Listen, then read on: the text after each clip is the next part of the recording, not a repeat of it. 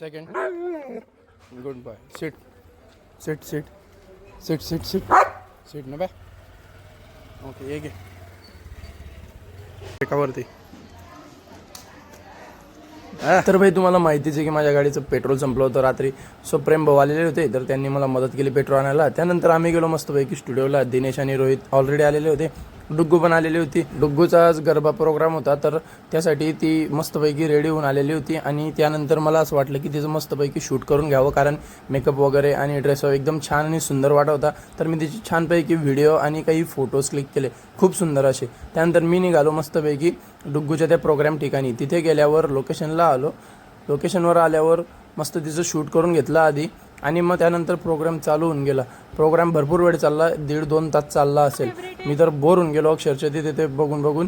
त्यानंतर मी बसलो एका ठिकाणी. मग शेवटी फायनली प्रोग्राम संपला आणि डुग्गूने मी निघालो मस्त घराकडे. तर भाई आजचा ब्लॉग होतो इथेच एंड. चला भेटूया नेक्स्ट ब्लॉगमध्ये. बाय.